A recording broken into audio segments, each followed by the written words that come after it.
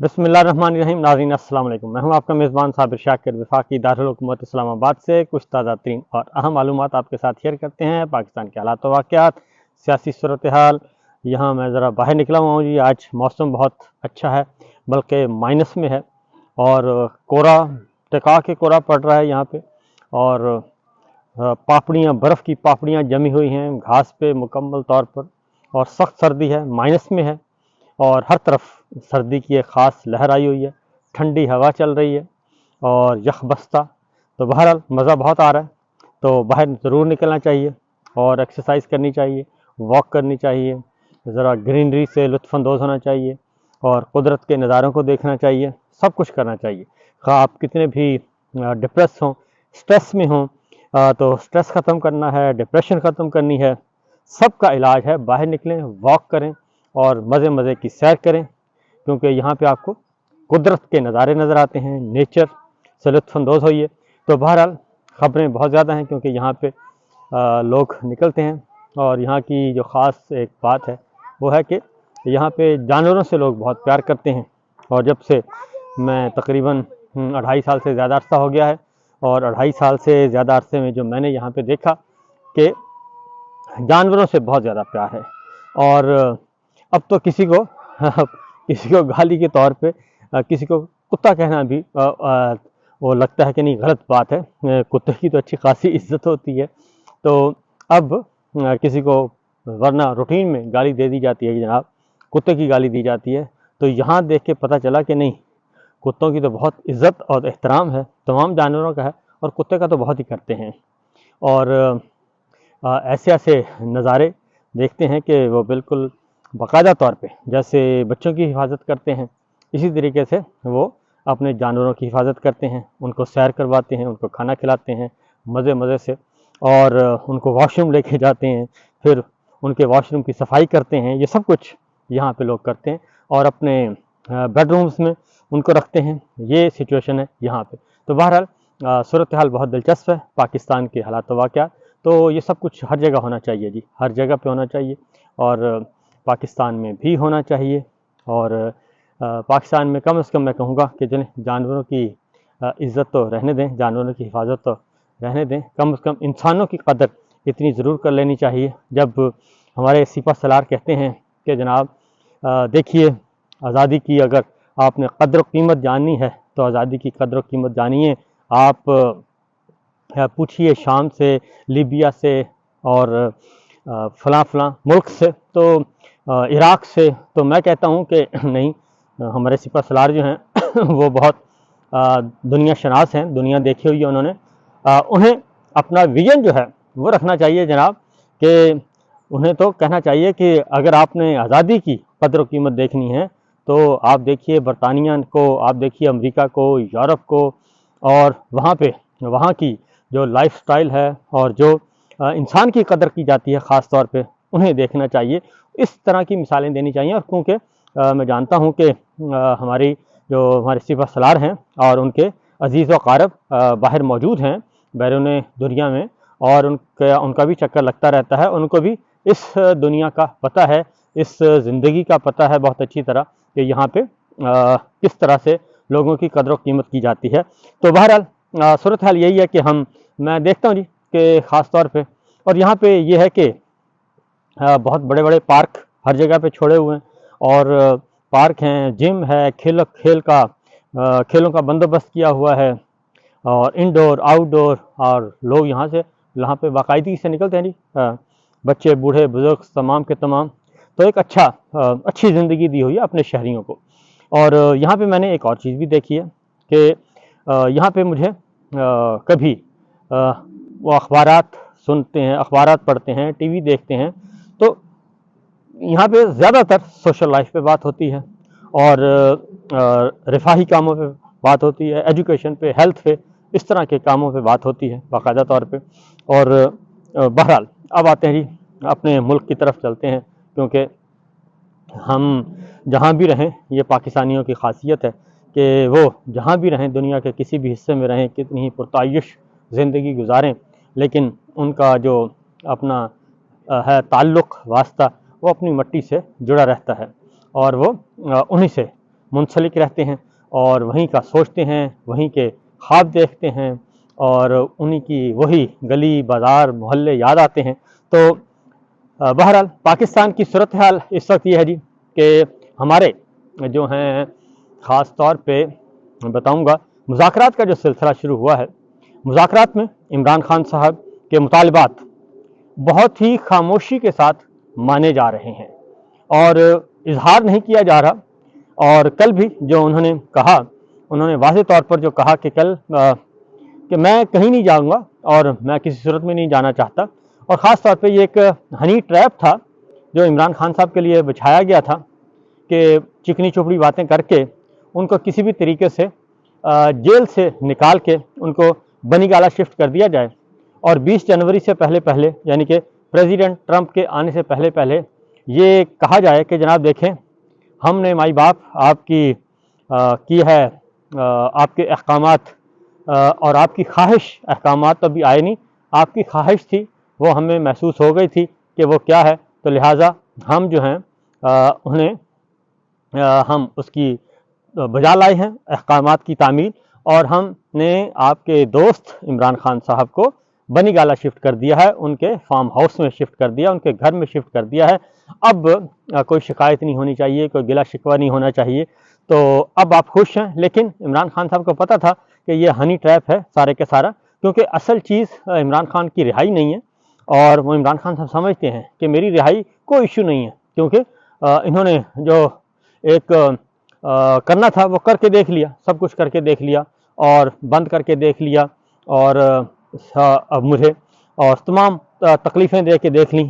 ان کا جو خیال تھا کہ میں ٹوٹ جاؤں گا، تو میں تو ٹوٹنے والا نہیں ہوں، لہٰذا وہ نہیں ٹوٹے، اور اب وہ لائبلٹی ہیں ان کی، جیل میں عمران خان صاحب ان کی لائبلٹی ہیں، اور 200 مقدمات درج کر کے دیکھ لیے، سب کچھ کر کے دیکھ لیا، تو عمران خان صاحب اب ان کے لیے ایک لائبلٹی بن چکے ہیں اور ذمہ داری بن چکے ہیں، اور ان سے چھٹکارا کیسے حاصل کرنا ہے اب یہ سوچ رہے ہیں، اب یہ منتیں کر رہے ہیں کہ اب آپ جیل سے نکلیں جناب حضور، ہم تھک گئے ہیں، تو آپ نکلیں جیل سے، آپ جائیں اور آرام سے اپنے ماحول بنائیں اپنے گھر جا کے۔ تو لیکن یہ بات اپنی جگہ پہ ہے موجود ہے جی کہ ایسا نہیں ہے، اور یہ سب کچھ اس طرح سے نہیں چل رہا۔ عمران خان صاحب سمجھ رہے ہیں، اور عمران خان صاحب کو صرف رہائی نہیں چاہیے، عمران خان صاحب کو اپنا مینڈیٹ واپس چاہیے، عمران خان صاحب کو الیکشن چور جو ہیں ان کا احتساب چاہیے، عمران خان صاحب کو 9 مئی کے ذمہ داروں کا تعین کرنا ہے، اور عمران خان کو 26 نومبر کے قتل عام کا حساب لینا ہے۔ عمران خان صاحب کو پوچھنا ہے انہیں کہ جناب 2.5 سالوں میں جو فسطائیت مسلط کی گئی اس کا ذمہ دار کون ہے، اور چادر چار دیواری کا جو تحفظ داغدار کیا گیا، عدم تحفظ کا شکار کیا گیا، یہ ہیں اصل معاملات۔ عمران خان کی نظریں جو ہیں وہ وزارت عظمیٰ پہ نہیں ہیں، وہ وزیر اعظم ہاؤس پہ نہیں ہیں، وہ ایوان صدر پہ نہیں ہیں، وہ اقتدار کے ایوانوں کا رسیہ نہیں ہے۔ یہ ان سے بہت بڑی غلطی ہوئی، عمران خان صاحب کو سمجھنے میں بہت بڑی غلطی ہوئی، اسی لیے ان کو اندازہ نہیں تھا کہ یہ اتنی بڑی مصیبت ان کے گلے پڑ جائے گی۔ تو لہٰذا رہائی عمران خان کا کوئی ہدف ہی نہیں ہے، کوئی ٹارگٹ ہی نہیں ہے، کیونکہ رہائی تو ایک لمحے میں ایک ان کو اشارہ کرنے کی ضرورت ہے، صرف ایک اشارہ کرنے کی ضرورت ہے، ایک ہلکا سا جو باہر کرنل صاحب یا میجر صاحب کھڑے ہوتے ہیں ان کو بتانے کی ضرورت ہے کہ میں نے کل صبح نکلنا ہے، تو عمران خان صاحب نکل جائیں گے۔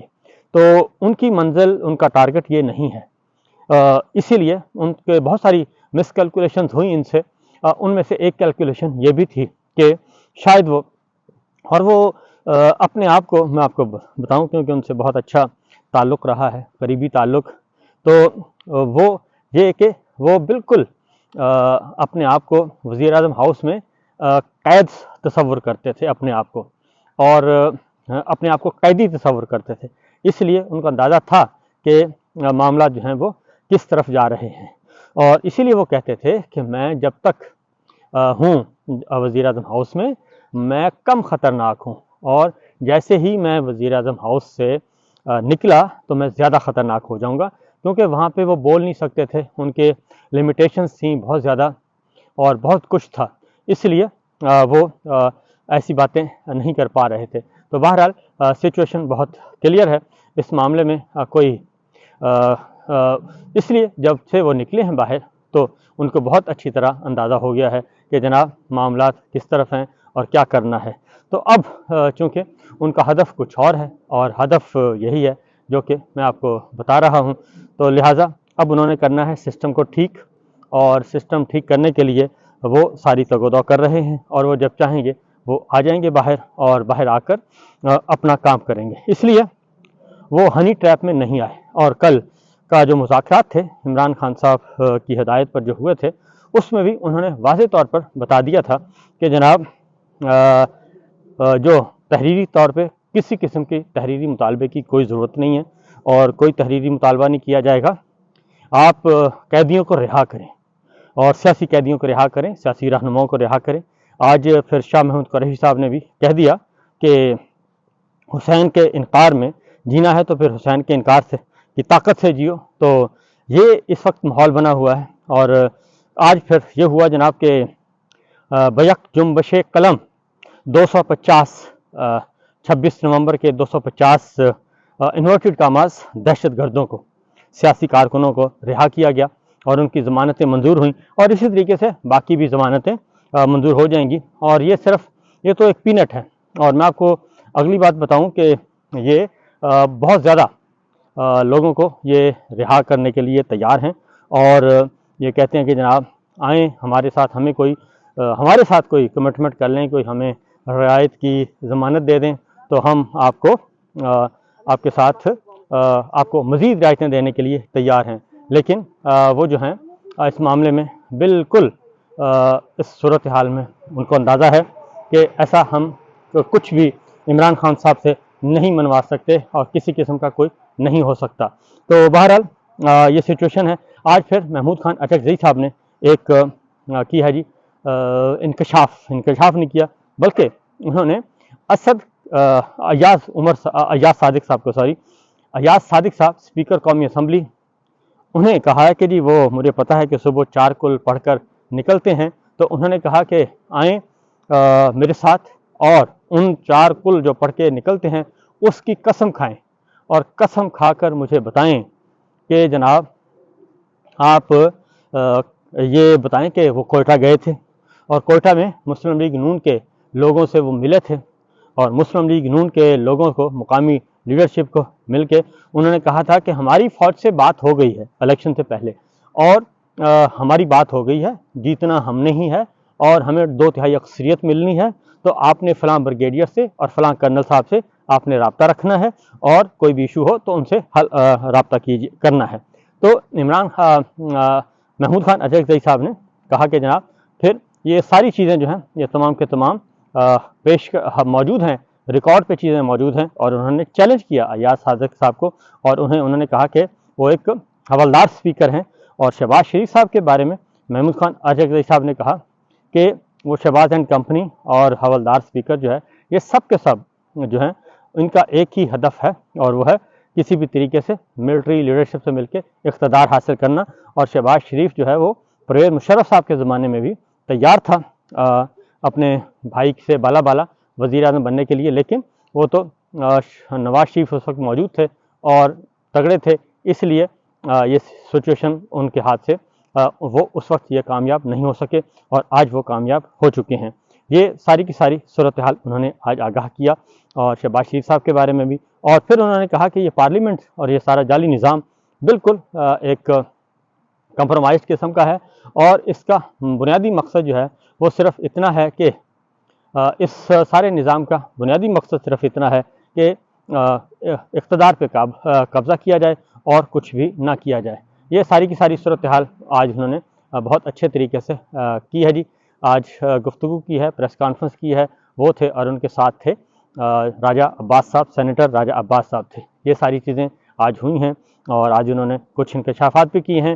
تو بہرحال صورتحال ہے جی کہ آگے دیکھیے ہوتا ہے کیا. یہ سب کا سب ہوتا رہے گا اور یہ معاملات آگے بڑھتے رہیں گے، لیکن پاکستان کی پالیٹکس جو ہے وہ تبدیل ہو چکی ہے. حالات و واقعات تبدیل ہو رہے ہیں، طاقت کا توازن بگڑ چکا ہے، اور اس طریقے سے یہ ساری کی ساری سچویشن چل رہی ہے جی. تو بہرحال باقی باتیں انشاءاللہ کریں گے اگلے ولاگ میں. فی الحال اتنا ہی. تو واک آپ بھی کیجیے گا جی، واک بہت ضروری ہے. سیر و سیاحت کریں، گپ شپ لگائیں، تو اس سے آپ کافی ریلیکس ہوں گے. فی الوقت ہمیں دیجیے جی اجازت، اور باقی خبریں اور بھی ہیں لیکن انشاءاللہ اگلے ولاگ میں پھر آپ کو آگاہ کریں گے. اجازت دیجیے، اللہ حافظ.